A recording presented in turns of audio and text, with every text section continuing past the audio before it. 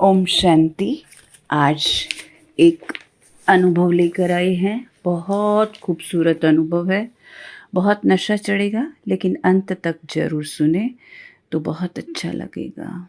राजस्थान की माता है जो सिर्फ 9 मास की बाबा की बच्ची, जो पवित्र भी बन गई, 36 साल की उम्र की। उनके घर वालों को कुछ पता नहीं, सिर्फ ज्ञान सुनने आती है, उतना ही पता है। और उनका पति जैसे छोटा बच्चा एकदम निर्विकारी बन गया, और जैसे उनको काम विकार के बारे में कुछ पता ही नहीं है, ऐसा वर्तन कर रहा है। आप सुनेंगे तो हैरान हो जाएंगे, वंडर खाएंगे, रो पड़ेंगे और बाबा को करोड़ बार धन्यवाद करेंगे कि सचमुच माताओं का उद्धार करने आए हैं। कितना दुनिया ने ठुकराया और बाबा ने क्या बनाया? सर का ताज बनाया ना। वाह बाबा वाह, वाह मेरा भाग्य वाह। ये माता उनके शब्द में ही आपको सुनाएंगे तो आपको भी रास्ता मिलेगा। बांधेली माताओं को नशा चढ़ेगा कि कितना याद का जोहर रखना है, तो कैसे जल्दी जल्दी पवित्र बन जाएंगे और जल्दी स्वर्ग आ जाएगा ना।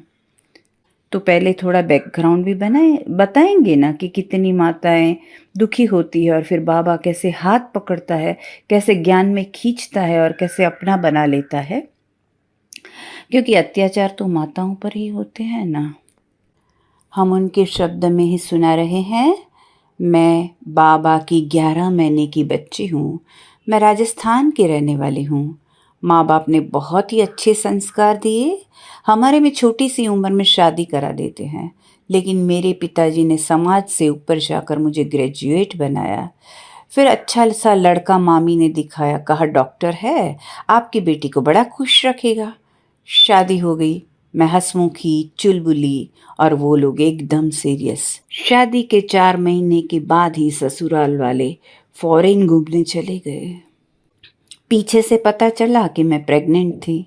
मैं बहुत वीक थी, लेकिन पूरे घर का काम करना पड़ता था, ऐसा पति का स्ट्रिक्ट इंस्ट्रक्शन था। 2 बार हॉस्पिटल में भी जाकर आई, लेकिन पति के लिए तो उनके दोस्तों के साथ बाहर जाना, होटल में खाना, घूमना, यही उसके लिए इम्पोर्टेंट था। मैं पूरे घर का काम नहीं कर सकती थी। फिर जब दूसरी बार हॉस्पिटल में लेकर गए तो डॉक्टर ने बहुत डांटा। फिर मेरी बुआ सास मुझे लेकर गई अपने घर आराम करने के लिए। जब सास ससुर आए, जब घर मुझे वापस लाए, बहुत डांटा, मुझे बहुत डांटा। और हस्बैंड बोले, देखो मम्मी, आपके जाने के बाद इसने मुझे बहुत ही ज़्यादा तंग किया है। इसी दिन से सब कुछ समझ में आ गया और मेरे पर जुल्म शुरू हो गए। इतने की बात मत पूछो। हर बात में टोकना, हर बात में टोंट मारना, हर बात में सुनाना, तुमको कुछ आता नहीं है, तुमसे कुछ संभलता नहीं है, तुमको कुछ सिखाया नहीं है तुम्हारे माँ बाप ने, तुम कुछ हैंडल नहीं कर सकती हो। फिर बेटी पैदा हुई। थोड़े दिन के बाद अमेरिका से जेठ आए। रोज झगड़ा शुरू कर देते थे। कभी किस चीज़ के लिए, कभी किस चीज़ के लिए। तुम धीरे धीरे काम करती हो, तुम्हें कुछ समझ में नहीं आता है। मेरा सारा कॉन्फिडेंस चला गया, मैं हंसना भूल गई। रोना तो जैसे मेरी जिंदगी बन गया था। किसी की भी कोई भी गलती, नाम मेरा। जब तक हाँ में हाँ मिलाओ अच्छा। कभी अपने या बच्चों के लिए कुछ मांगा तो बहुत बुरे, मेरे जैसा बुरा कोई नहीं। पता ही नहीं चलता था कि कब किसको कैसे बुरा लग जाएगा। फिर वापस प्रेग्नेंट हुई। सेकंड बच्चा पेट में रहा। जब लास्ट के दिन थे तो पेट में दर्द हुआ तो सासू माँ ने कहा, खबरदार, अभी बच्चा पैदा किया तो 2 तारीख को शादी में जाना है, उसके बाद ही डिलीवरी होनी चाहिए। दर्द के हमारे मेरा हाल बहुत खराब हो रहा था, क्योंकि पहला बच्चा ऑपरेशन से हुआ था। 3 दिन ऐसे ही गुजरे। 3 दिन बाद दर्द इतना बढ़ गया और ससुर जी को याद आया कि सोनोग्राफी कराना है, एक बाकी रह गई है। तो गए डॉक्टर के पास। डॉक्टर ने कहा, कब से दर्द शुरू हुआ? पति ने कहा, मुझे कुछ पता नहीं है। मैं चुप रही। मुझे अंदर लेकर गए और डॉक्टर ने कहा, बच्चा दानी फट गई है, यूट्रस पूरा फट गया मेरा। ऑपरेशन से बच्चे को तो बचा लिया, लेकिन मैं जिंदगी और मौत के बीच झूले खाने लगी। इतनी सीरियस हो गई क्योंकि बच्चादानी फट गई थी ना अंदर। 5 दिन के बाद भान में आई। 11 दिन हॉस्पिटल में रही। 1 महीने के बाद भी मेरे में उठने की ताकत नहीं थी। मैं बहुत वीक हो गई थी। घर आई थी, लेकिन जेठ ने झगड़ा किया, अब नाटक बंद कर और अपना काम शुरू कर। घर का, बच्चे का कपड़ा धोना, घरवाले का कपड़ा धोना, खाना पकाना, सब कुछ करना पड़ा। मैं करती गई लेकिन चुप रहती गई। लेकिन अब मेरे शरीर के साथ मेरे मन की सहन करने की शक्ति भी चली गई।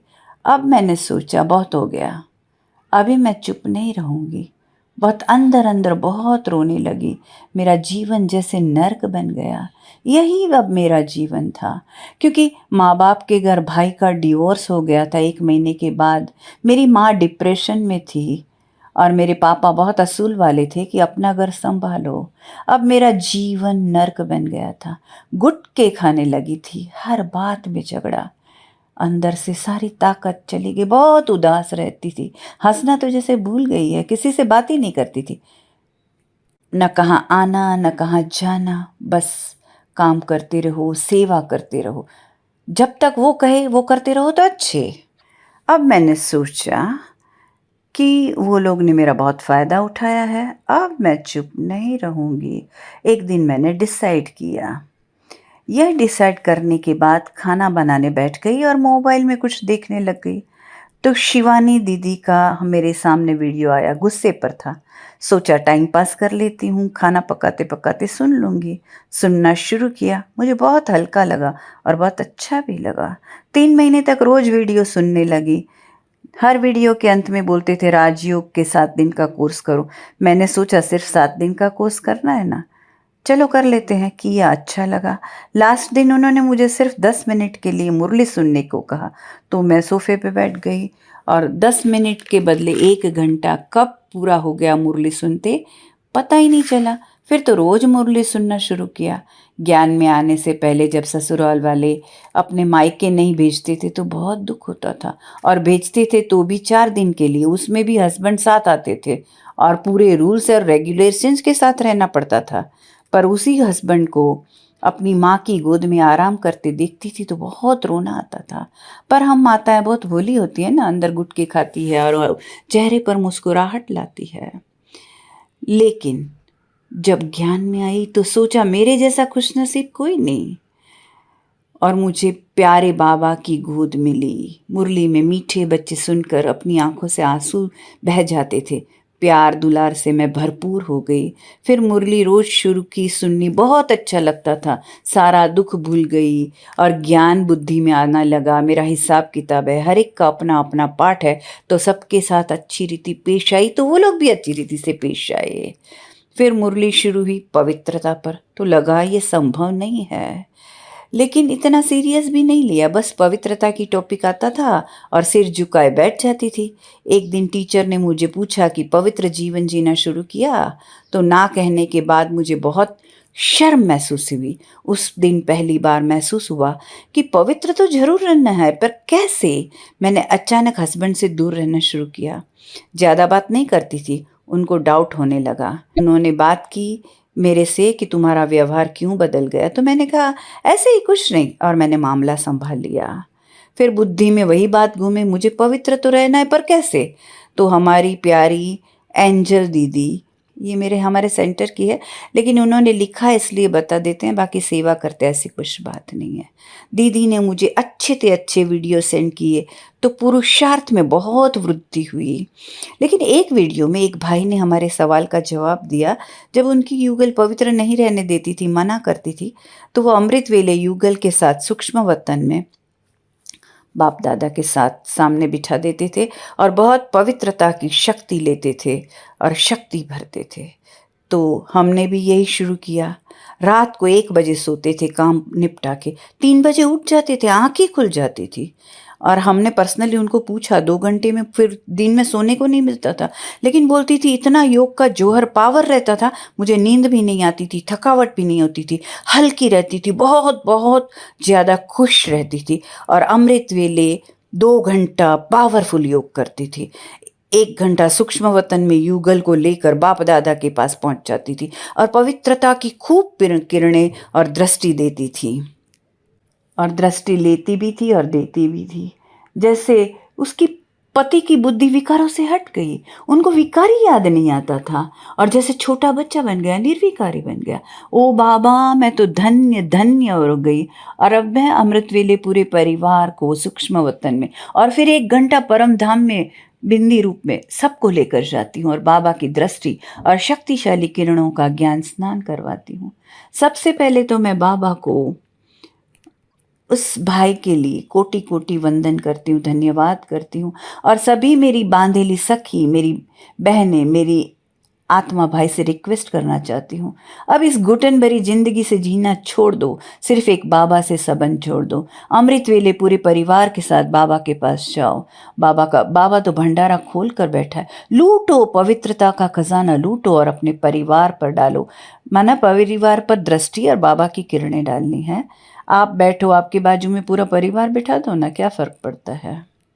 अब मैं इतनी खुश रहती हूँ, मुझे जीवन में किसी से कोई शिकायत नहीं है। घर में भी सब खुश रहते हैं, क्योंकि पहले मैं बोलती नहीं थी, अभी प्यार से बोलती हूँ और बहुत प्यार से वर्तन करती हूँ, तो मेरा जीवन तो अभी ही स्वर्ग बन गया। लेकिन कैसे बना? अमृत वेला 2 घंटा पावरफुल योग। उन्होंने कहा कि अमृत वेला अकेले नहीं करे, बाबा के पास पति को भी लेकर जाए, अब तक भी बहुत प्यार मिलेगा। अब घर में भी सब मेरे साथ प्यार से व्यवहार करते हैं। मेरे सारे संबंध एक शिव बाबा के साथ। बाबा ने गुणों की भी पहचान दी, आत्मा सुखी हो गई, भरपूर हो गई, सारी शिकायतें दूर हो गई। बाबा के पास जाकर बहुत अच्छा लगता था। माता पिता का वह प्यार मिलता है, जो ताने मारती थी, दुख देती थी, सब खत्म हो गया। ज्ञान समझ लिया ना, अभी मुझे किसी पर गुस्सा नहीं आता है। हर एक का अपना पार्ट है ना। बाबा ने जीवन एकदम आसान कर दिया, राई से रुई बना दिया। संसार में सुख ढूंढती थी, अब सुख के सागर में लहराने लगी। कहाँ कहाँ भटकी, दरकार नहीं ना। एक बात सबको बताती हूँ, नफरत नहीं करना है, ये हमारा कर्म भोग है, तो हमें ही चुकतू करना है ना। अभी बाबा को पोता मिल देती हूँ, हर एक से माफ़ी मांगी है। अमृत वेले 3 बजे जैसे बाबा उठाता है और मैं इंतज़ार करती हूँ कि बाबा कहता है, मेरे प्यारे बच्चे उठो, प्राप्ति की वेला है, समय मत गवाओ, आलस्य मत करो। 5 मिनट नहीं, 1 मिनट भी नहीं, सीधा खड़े हो जाओ और योग लगाना शुरू करो, तो बहुत खुशी आएगी। जैसे पिता को देखेंगे तो शीतल हो जाएंगे ना, और उनकी धोत के नीचे खो जाओ और भरपूर होते जाओ। साथ में घर में पवित्रता की किरणें भी भरती हूँ। मेरा घर अभी मंदिर बन गया, मेरा घर पवित्र बन गया है। साथ में खाना बनाते समय भी बहुत पवित्रता भरती हूँ, बाबा से बातें करती रहती हूँ। मैं अभी बहुत खुश हो रहती हूँ। चपाती गोल बनाते हैं ना, तो समझती हूँ साथ साथ स्वदर्शन चक्र घुमाती रहती हूँ। अभी थोड़ा लंबा है, लेकिन अभी कट कर देती हूँ, 15 मिनट हो गया। मैं बाबा को राखी बांधती हूँ, बाबा आप मेरे भाई हो, जब तक जीऊँ पवित्रता की रक्षा आपके हाथ में है। उनके मन में विकार कभी ना आए, कभी मेरे पर गंदी दृष्टि न पड़े, ऐसा बाबा से बात करती हूँ। बाबा आप जिम्मेवार हो, अभी यह सब कुछ आप संभालना, बाबा रक्षा करेगा, बाबा मेरी पवित्रता की रक्षा करेगा। मैं महाबलेश्वर गई, मीना दीदी ने कहा वहाँ आप अकेले घूमने जाते हो तो कुछ हो गया तो? हमने कहा अब तो मुझे जरा भी टेंशन नहीं है, मैं क्या करूँ क्यों करी नहीं। बाबा बैठा है, अपने बच्चे को वो जरा भी तकलीफ नहीं देगा, वो सब संभाल लेगा। शुक्रिया बाबा, शुक्रिया, वो रक्षा करेगा पवित्रता की हमेशा के लिए। अभी मुझे कोई चिंता नहीं, मुझे कभी टेंशन नहीं आता है कि कभी कुछ हो गया तो। जब भी मेरे बाजू से गुजरते हैं, बाबा ये भी तेरा बच्चा है, उनमें पवित्रता की शक्ति बहुत भरती हूँ। ओम शांति।